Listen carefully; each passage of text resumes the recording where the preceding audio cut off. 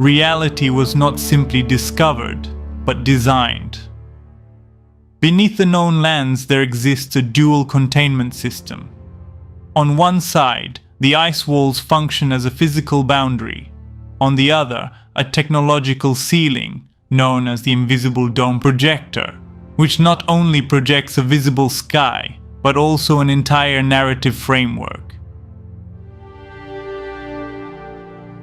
This framework is integrated into education, culture, entertainment, and scientific models, eventually consolidating itself as an accepted reference of reality.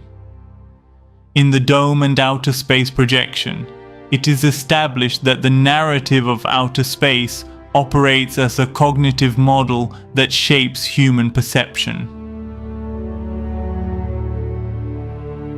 From this perspective, conceiving existence as a minimal point within an unreachable immensity produces a diminished view of the human role, with less emphasis on introspection and the spiritual dimension. The manipulation is not exclusively cosmological, but also psychological, as it directs the search for meaning outward, rather than toward internal experience. In the false universe, this idea is developed with greater precision by describing the false universe as a construction sustained not only by images, but by multiple layers of symbolic programming. These include cycles, rhythms, calendars, extreme environmental conditions at the borders, and technical validation systems that legitimize only what can be measured within the framework itself. This constitutes an architecture of perception. The regularity of the sky, the organization of time, and the structure of language sustain an order that does not require visible barriers to remain intact. Within this context, a central and recurring event appears: the reset of 1728. It is not an isolated date, but a deliberate rupture in both historical continuity and mental processes. In Can We Escape This Simulation, it is described as the moment when the system intensifies.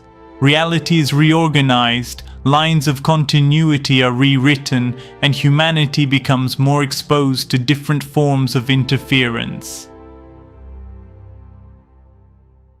Helen Morris introduces the notion of an internal mechanism, a hum or mental radio that keeps consciousness in a constant state of noise, preventing deep understanding.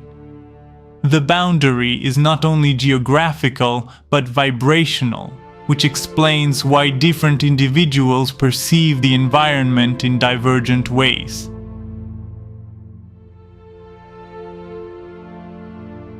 From that point onward, the narrative ceases to be purely theoretical and becomes a path of exploration. The central question is no longer the location of the physical edge, but the factors that prevent its remembrance. In these dialogues, mental noise is defined as an internal barrier.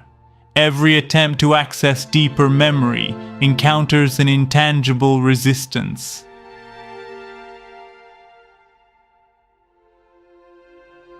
After the reset, most individuals born thereafter carry this interference, while the ancestrals and certain groups associated with the giants retain a more direct perception.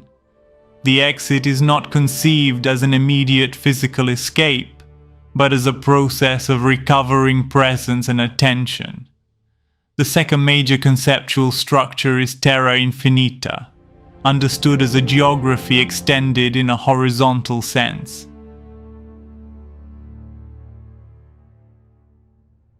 However, in the book Return of the Giants from the Hollow Earth, it is demonstrated that even many alternative interpretations have been absorbed by the same dominant paradigm. The proposal does not describe a classical hollow sphere of the fictional universe imposed by the current system, but rather a vast and stratified territory composed of levels, caverns, portals, and interconnected intraterrestrial cities with a lower boundary as real as the upper one. In this context, Sheol does not function as a moral symbol, but as a subterranean plane associated with a lower edge of the system.